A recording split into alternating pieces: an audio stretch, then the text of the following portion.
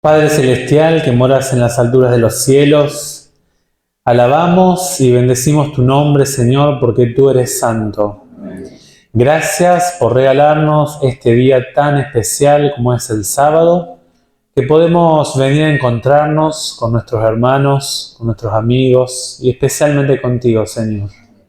Por eso es que suplicamos que el Espíritu Santo nos acompañe al meditar en tu palabra, al tener cada parte de este culto que te agrade a ti, Señor. Gracias porque nos garantizas la bendición del Espíritu Santo, de tus ángeles, y suplicamos la presencia de Jesús en nuestro corazón. Humildemente lo pedimos en el nombre de Jesús. Amén. Muy buen sábado para ustedes. Ahí lo enciendo. Lindo sábado para ustedes. ¿Cómo están? Bueno, una alegría. Muchas gracias. Una alegría poder compartir la palabra de Dios con cada uno de ustedes. Me acuerdo de cuando llegué la primera vez a 12 de octubre. Y saben que a mí me pasa, no sé si a ustedes, cuando llega la primera vez a una iglesia, uno no se siente tan cómodo. No sé si a ustedes les pasa, quizá no, ustedes se adaptan rápido. Yo soy un poco lento en las relaciones, ¿no? Y saben que a medida que he venido a 12 de octubre, lo he estado conociendo a algunos de ustedes. No conozco todos los nombres, pero ya algunos, o les veo ya el rostro, los reconozco. Algunos de ustedes los veo en el colectivo, ¿sí? Así que una alegría poder estar en 12 de octubre. ¿Y por qué les digo esto? ¿Saben por qué? Porque lo que hace a la iglesia, lo que hace amar la iglesia, sentirse cómodo, no es tanto el edificio, sino la gente que está dentro. Cada uno de ustedes es especial. Cada uno de ustedes aporta parte de la identidad, de la personalidad de 12 de octubre. Si ustedes alguna vez no están, la iglesia no va a hacer lo mismo. Por ejemplo, en Malvina pasa, hay hermanos que han fallecido hace unos años, ¿no? Y hermanos dicen, ese hombre, ese hermano era un diácono leal, ¿no? Y eso es lo que dice la Biblia, que los fieles, aunque están muertos, sus obras los acompañan. Las obras, el testimonio, sigue en pie. Es lamentable cuando uno va a una iglesia y ya esa persona se fue. Yo al menos lo lamento, y más si conocía a esa persona, ¿no? Importante. Así que agradezco a Dios de poder estar compartiendo con ustedes una mañana más. Vamos a estar mirando un poquito hoy, hermanos. Titulé al tema Decir a Dios Padre Nuestro. ¿Sabemos realmente qué significa cuando decimos Padre Nuestro? Nosotros en Mateo capítulo 6 tenemos el Padre Nuestro. Un profesor allá por el 2011, cuando estaba en primer año en la facultad, nos dijo, esta oración, chicos, daría para hablar 4 meses. Yo dije, poco exagerado, ¿no? Pero saben que cuando uno estudia el Padre Nuestro, tiene una riqueza profunda en esta oración. Y ahora creo que el profe se quedó corto. Después de un poco de más de 10 años analizando un poco más la Biblia, creo que tenía mucha razón ese profesor. Y saben que si me acompañan a Mateo capítulo 6, ya lo buscaron ustedes, ¿no? En los versículos 9 al 13 tenemos todo el Padre Nuestro. Pero específicamente me quiero concentrar en las 2 primeras palabras. Padre Nuestro. Padre Nuestro. ¿Qué significa llamar a Dios nuestro Padre? Cuando miramos nosotros hoy en día cómo la gente se comunica con Dios, hay que hacer una profunda diferencia entre rezar y orar. E inclusive, hermanos, hay oraciones mecánicas.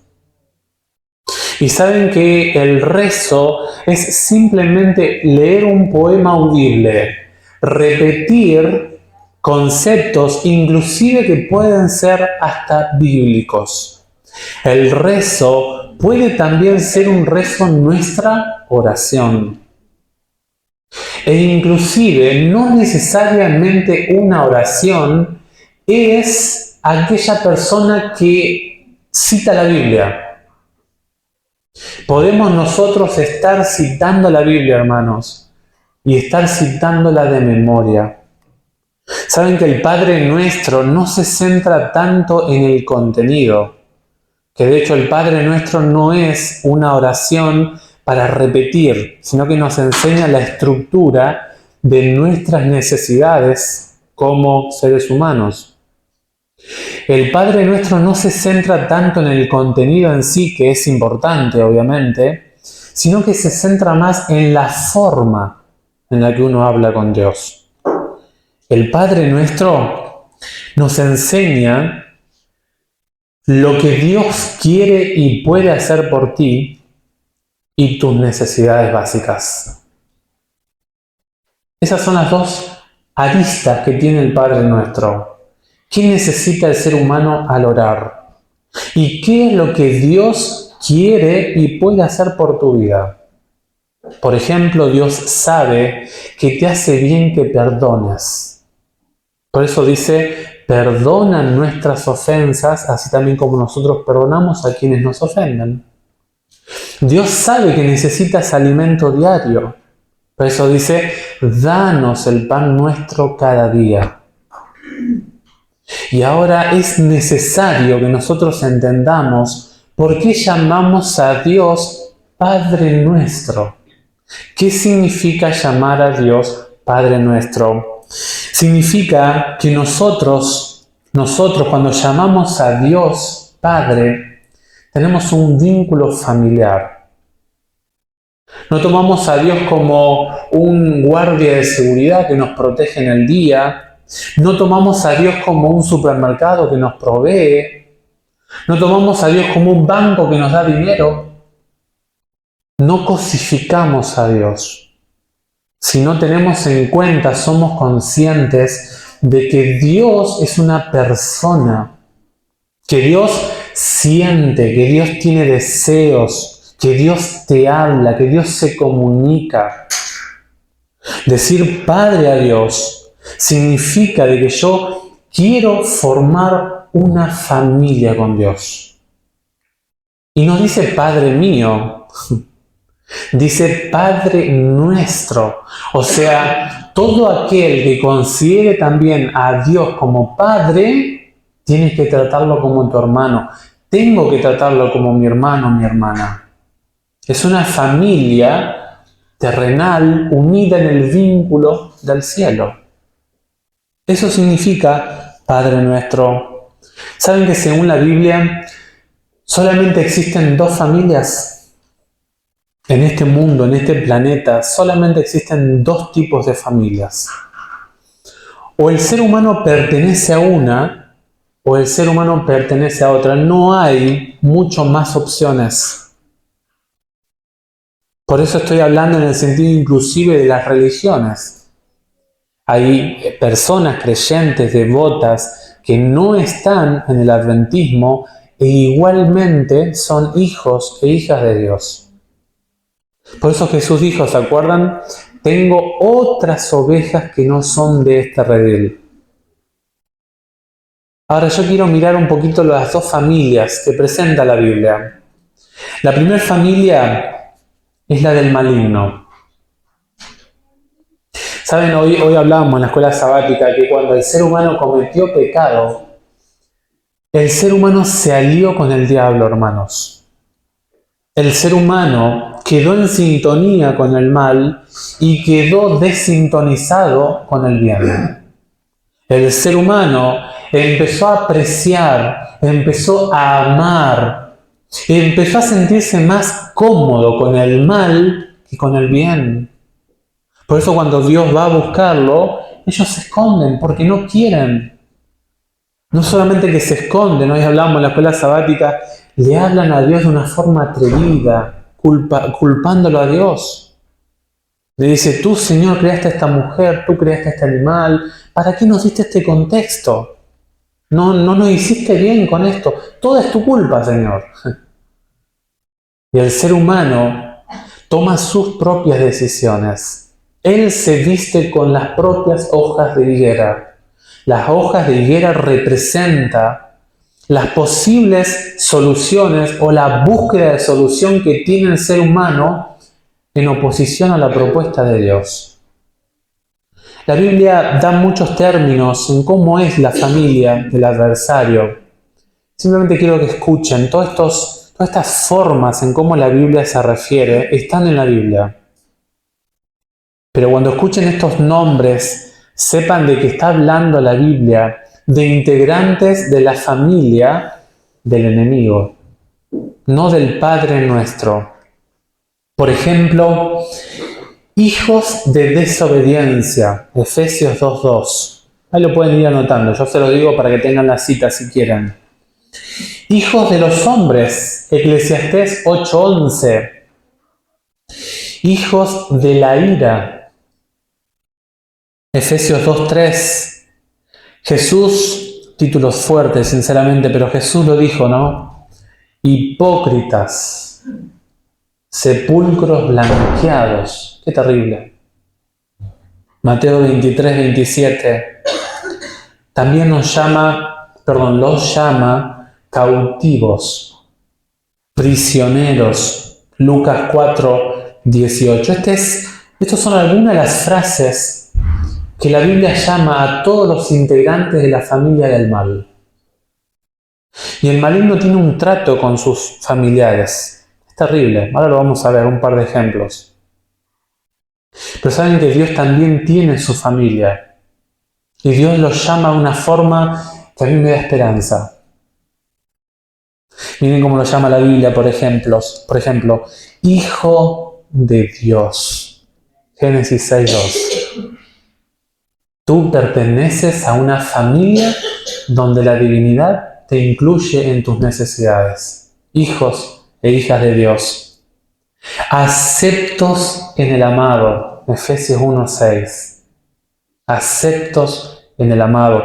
Tú no tienes nada por ti mismo, dice el apóstol Pablo. Pero en el amado tú puedas reclamar la herencia de Cristo. Cercanos. Efesios 2:13. El apóstol Pablo discute allí entre los gentiles y los judíos. Ustedes estaban lejanos, es otra forma de hablar de la familia del maligno, lejanos. Y ahora ustedes se han acercado, los que están cerca. Salvados, Romanos 5:10, rescatados, redimidos. Alguien pagó un precio por tu libertad. Y saben que una de las cosas que Satanás quita es la libertad, hermanos. Y vamos a ver qué tipo de libertad quita Satanás a sus integrantes de su familia. Sin condena, Juan 3:18. No hay condena para ti. La ley ya dejó de ser una persecución legal en contra de tu condición pecaminosa. La gente del Antiguo Testamento encontraba consuelo en la persecución moral yendo al santuario.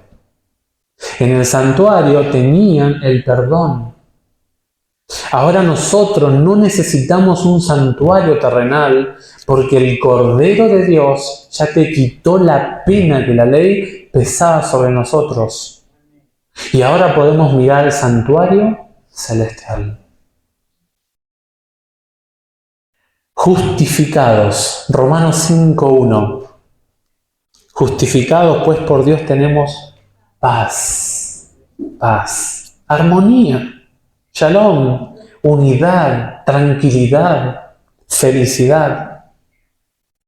Justificado es que Dios, cuando tuviste una ausencia en la clase, Dios justificó tu ausencia. Les ha pasado, ¿no? En la clase que han justificado y el profe dice, Ezequiel, ¿trajiste justificativo? El justificativo, el decir por qué. Y ahora como tenemos un porqué sumamente amplio, Cristo, ahora nosotros podemos estar tranquilos. Somos justificados. Por lo tanto, podés estar en paz. Practicante de la verdad, Juan 3:21. ¿Saben cómo trata el enemigo a sus integrantes? Y quiero hablar acá a los jóvenes un poquito. Jóvenes, el diablo te las cobra todas. El diablo no te perdona ninguna entrega que él haga de su bolsillo. Y te la cobra con creces. Fíjense, por ejemplo, lo que dijo Jesús. El ladrón no viene sino a destruir, matar y robar. El diablo, jóvenes hermanos, es un ladrón que solamente viene a saquearte lo que Dios te ha dado. Él te viene a destruir, él te viene a maltratar. Pero Jesús dijo algo muy lindo después que lo vamos a ver. Yo he venido para que tengan vida y la tengan en abundancia. El diablo, hermanos, el diablo maltrata a sus integrantes. Es un deleite para él que cuanto más te maltrata, más se goza. No tienen estos seres, hermanos, el apóstol Pablo los llama huestes de maldad, seres malignos. No tienen una pizca de amor. No sienten empatía por nada. No se les cae una lágrima cuando te ven sufrir. Cuando ven a la gente que consume drogas, que tiene un desorden alimenticio, que duerme mal, que se pelea con sus familias. Es un ser que viene a matar, a robar y a destruir. Y el apóstol Pedro usa la figura de un león. ¿Se acuerdan? Dice, vuestro adversario el diablo anda como león rugiente buscando a quien devorar. La figura de un ser sumamente poderoso en la selva que lastima inclusive a los de su propia manada. Un león rugiente buscando a quien devorar. Tengo algunos ejemplos de cómo el diablo trata a sus integrantes. Miren, por ejemplo, en Lucas capítulo 13, si me acompañan, por favor. Esta historia es tremenda, hermanos. No podemos estudiar mucho la historia, pero dice que un día sábado Cristo estaba en la sinagoga y había allí una mujer con una enfermedad. Dice el versículo 10, enseñaba Jesús en una sinagoga en sábado y había allí una mujer que desde hacía 18 años tenía espíritu de enfermedad y andaba encorvada y en ninguna manera se podía enderezar. Fíjate que el texto dice que esta mujer estaba agobiada físicamente. Y el pasaje dice que hacía casi 2 décadas que venía sufriendo este mal. Yo no sé si tenés una enfermedad, pero casi 20 años es mucho tiempo. Y dice el pasaje, andaba encorvada y en ninguna manera se podía enderezar. O sea, ella quiso liberarse. Ella tenía deseos de sacarse esta carga. Ella estaba necesitada de libertad.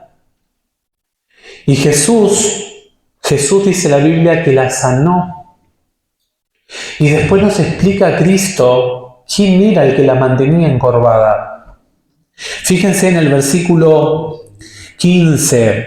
Entonces el Señor le respondió al líder de la sinagoga, le dijo, hipócrita, ¿no desatáis vosotros vuestro buey o vuestro asno del pesebre y lo lleváis a beber en sábado? ¿Consideras a esta mujer un animal? ¿Vos considerás que el animal es más importante que esta mujer? Terrible. Y dice el pasaje 16, y a esta hija de Abraham, era descendiente de la simiente de Abraham.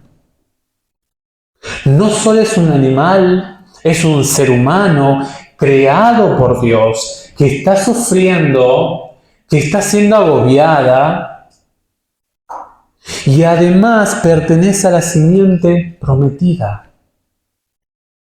Dice, y a esta hija de Abraham que Satanás había atado 18 años, no se le debía desatar de esta ligadura en sábado.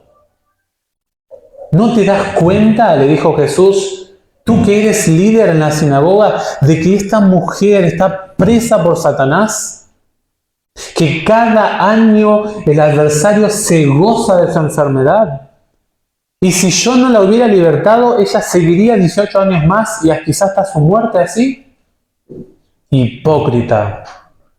El diablo, hermanos, agobia tu vida física. El diablo te quita tu independencia física.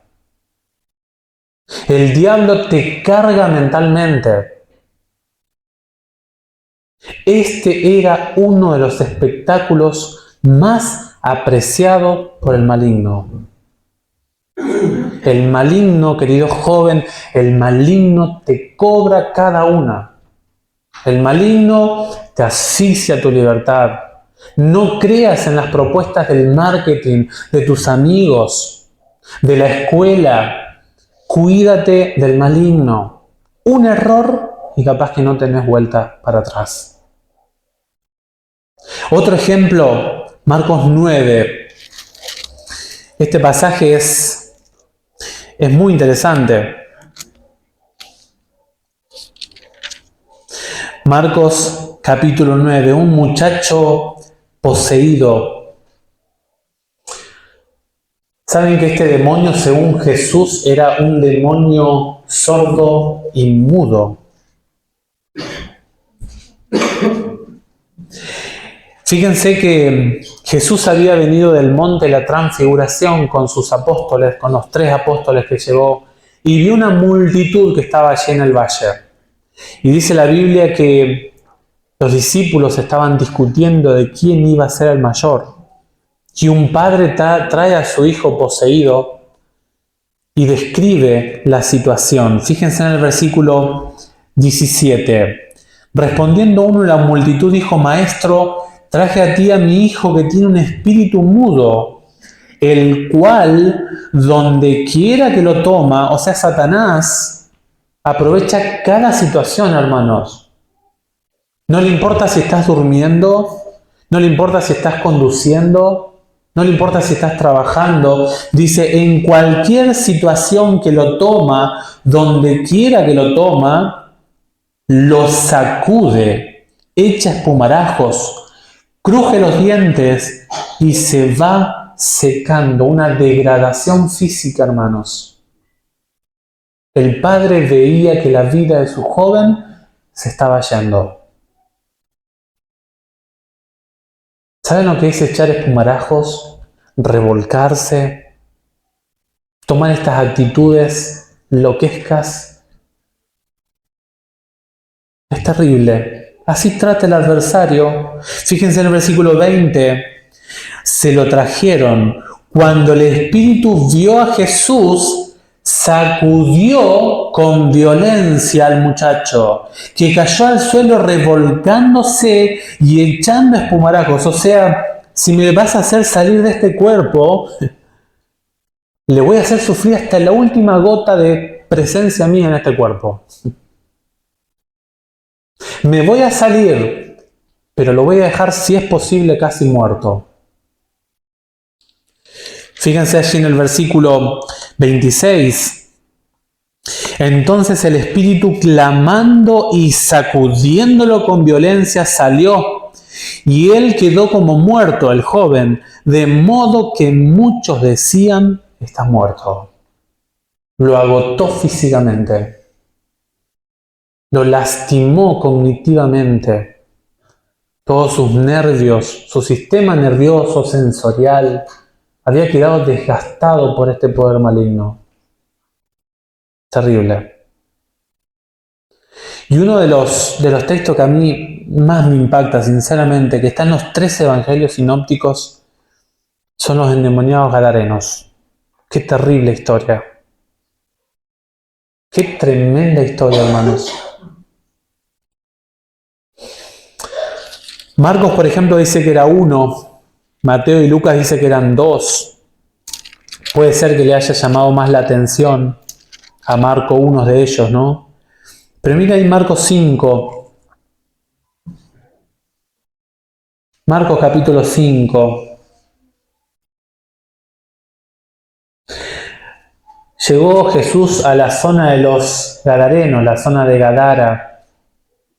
Y dice la Biblia, versículo 2, cuando salió el de la barca, enseguida vino a su encuentro de los, ¿dónde? Los sepulcros. ¿A cuánto les gusta acá vivir en un cementerio? Es terrible. Y uno, gracias al concepto bíblico, hermanos, uno mira el cementerio de una forma diferente. Pero pregunten a la gente si le gustaría vivir en los sepulcros. Dice el pasaje, un hombre con un espíritu inmundo que habitaba en los sepulcros y nadie podía atarlo, ni aun con cadenas. Muchas veces había sido atado con grillos y cadenas, pero las cadenas habían sido hechas pedazos por él y desmenuzado los grillos. Nadie lo podía dominar. Era un hombre, hermanos, que todo su sistema físico estaba dominado por otro poder. Y Satanás no deja, hermanos, no deja de que tú seas independiente. A Satanás le agrada ver tu degradación. A los integrantes de la familia del maligno, Satanás los maltrata con toda estrategia posible. Dice el pasaje, siempre, el 5, siempre de día y de noche, o sea, no importa la hora tampoco. Andaba gritando en los montes y en los sepulcros e hiriéndose con piedras. Qué tremendo. Un hombre que no tenía sensibilidad en su físico, un hombre que estaba desordenado mentalmente, un hombre que tenía la voz tomada porque gritaba. Así maltrata el maligno a sus integrantes familiares. Pero saben que Cristo cambia la escena. Amén. Jesús, hermanos, Jesús liberta al ser humano. El Señor Jesús restaura al ser humano. Esta mujer que fue sanada en sábado, en Lucas 13, dice la Biblia que ella empezó a glorificar a Dios, agradecida porque hubo un poder que la libertó. Fue un testimonio de alabanza a Dios. En el caso, por ejemplo, del padre, dice que el muchacho fue devuelto con vida, estable, con sus sentidos ordenados. Fue devuelto al Padre de esa forma. Y finalmente, en el caso de los poseídos de Gadara, fíjense cómo está en el versículo 15. Llegó la gente y vio esta situación, pero encontró a este poseído, dice la Biblia, sentado, vestido y en su juicio cabal. Y la gente tuvo miedo, dice. Se habían acostumbrado al dominio de las tinieblas en ese lugar. Qué terrible. Qué tremendo. El ser humano a veces le es más fácil acostumbrarse al mal que agradecer por la intervención divina. Y esto le pasó a los habitantes de Gadara. Un manifiesto contraste. La intimidad de este hombre, hermanos, fue restaurada por Jesús. La vergüenza de andar desnudo fue cubierta por Cristo. Además, esa cara desencajada que tenía, esa mente poseída, esa mente distorsionada, fue entregada nuevamente al dueño de ese cuerpo. Una persona que fue cambiada por la llegada del Señor Jesús. Y ahora quiero hablarte de cómo Jesús cambia tu pasado. Jesús cambia tu presente y también va a cambiar tu futuro. Fíjense lo que dice allí Primera de Juan. Primera de Juan, capítulo 3.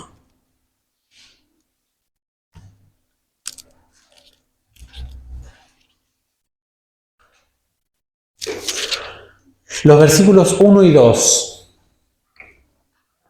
¿Por qué Dios quiere que seas integrante de su familia? He aquí la razón.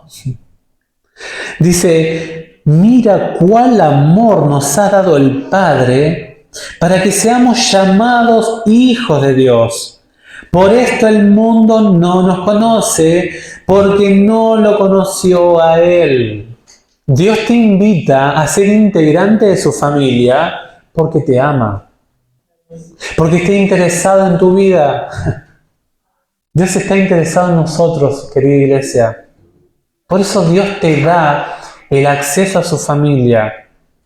Y saben que los cristianos a los cuales Pedro escribe, dice el pasaje, para que seamos llamados hijos de Dios. Ahora dejaste de ser hijo del maligno y ahora pasas a ser hijo de Dios. Y el versículo 2 dice, amados, ahora somos hijos de Dios. O sea, antes no. Antes no éramos hijos de Dios. Éramos hijos del primer Adán. Hijos del adversario de Dios. Y dice el pasaje, ahora somos hijos de Dios. Jesús te cambia tu pasado y te ofrece un presente diferente. Ahora te ofrece una familia nueva, con una inclusión familiar nueva, con una herencia nueva y una promesa de restauración futura nueva. Padre nuestro que estás en el cielo. Quiero, Señor, ser hijo e hija tuya. ¿Y sabes qué dice la Biblia? Mira Efesios 2. Efesios capítulo 2. Lo estudiamos esto en las lecciones pasadas. Pero acá también describe cómo Satanás nos tenía a todos nosotros, hermanos. Fíjense que dice el texto que nosotros estábamos muertos en nuestros pecados, los versículos 1 al 3. Éramos llevados por las ideologías de este mundo y el maligno nos dominaba. Pero hay una cosa que me gusta de la carta a los Efesios, son los peros del apóstol Pablo. Y uno de esos peros está en el versículo 4. Dice, pero Dios, que es rico en misericordia. ¿Se acuerdan Juan? 1 Juan 3, miren qué amor nos ha dado Dios el Padre para que seamos llamados hijos de Dios. Dice, Dios que es rico en misericordia por su gran amor con que nos amó, aún estando nosotros, ese es nuestro presente. Mi presente era muertos en mis pecados. Ese era el presente de todos nosotros, hermanos y hermanas. Si uno está acá en la iglesia, es porque se cumple lo que dicen los versículos 9 y 10. Por gracia sois salvos. Y no depende de ustedes. No hay obra. Nadie dice yo lo hice porque soy bueno. Nadie. Si no, dice el versículo 8, pues es don de Dios. Es un regalo de Dios. Dios te obsequia ser parte, ser integrante de su familia. ¿Cómo el ser humano llega a pertenecer a la familia de Dios? Hay una ceremonia de ingreso a la familia de Dios. Y es el bautismo. Es el bautismo. ¿Saben qué ocurre cuando alguien se bautiza? Esto está en Romanos 6, 1 al 4. La Biblia dice que la persona que ingresa al agua deja de respirar. Ahí ocurre una mini muerte. Y cuando la persona sale del agua, ¿qué ocurre? ¿No? Respira. Una resurrección. Y ahora la Biblia dice que nosotros somos adoptados en la familia de Dios.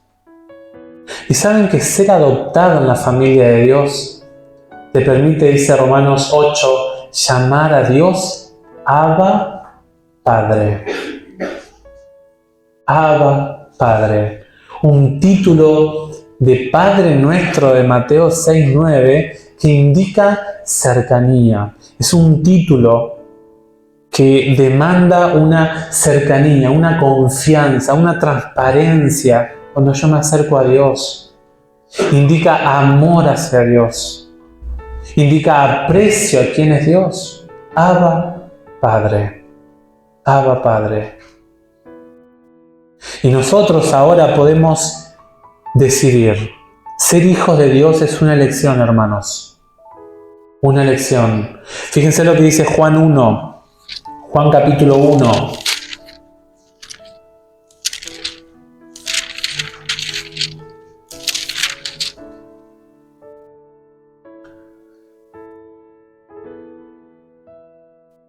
(12 y 13). Dice, mas a todos los que lo recibieron, a quienes creen en su nombre, les dio potestad de ser hechos hijos de Dios. El ser hijo de Dios es una decisión. Y el tomar el deseo de bautizarte es una decisión.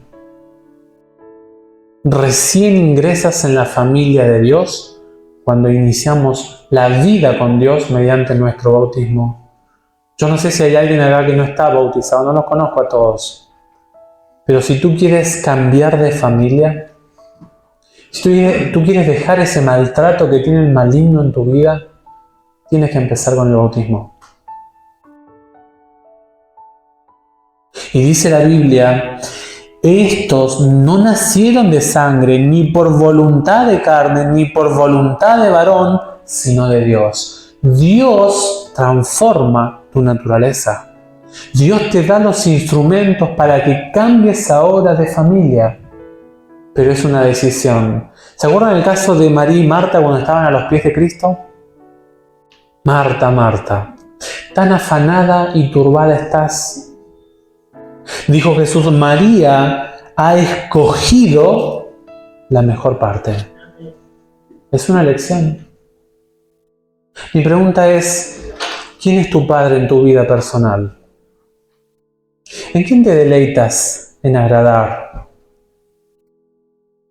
En tus elecciones, en tus decisiones personales, ¿a qué padre respondes más? ¿Sabe qué nos pasará como los de hermanos de Gadara, la población de Gadara, que nos hemos acostumbrado al maltrato del maligno? ¿Será que encontramos más placer en ver cosas en la televisión que no agradan a Dios, películas? Nos acostumbramos a ver escenas espiritistas, a usar palabras indebidas. ¿Será que representamos más al Padre del mal que del bien? Para pensar, ¿no? Para pensar. Es mi deseo de corazón, sinceramente, hermanos, que esta mañana nosotros podamos decir al mundo, yo soy hijo de Dios. Yo confío en Dios, yo sé quién es Dios, Él es mi Padre. Él tiene una relación conmigo, Él me cuida, yo hablo con Él me escucha de mis problemas. La familia con Dios se debe construir día a día. Yo deseo de corazón que esta sea nuestra experiencia con Dios. Que Dios les bendiga y les regale un hermoso sábado. Amén. Oremos. Padre Celestial, qué lindo es poder saber de que tú eres nuestro Padre nuestro. Gracias porque nos permite ser parte de tu familia. Gracias por Jesús, gracias por el Espíritu Santo, que nos ayudan cada día a portarnos, a hacer un testimonio como hijos e hijas de Dios. Perdónanos si hemos tomado decisiones indebidas que no te representan de forma correcta como nuestro Padre, y ayúdanos a abandonar aquellas prácticas que representan a la familia equivocada. Bendice a mis hermanos en esta mañana, que cada uno de ellos sienta tu amor como su Padre, que puedan ellos también corresponderte como hijos. Oramos agradecidos y solicitándote esto en el nombre de Jesús. Amén. Amén.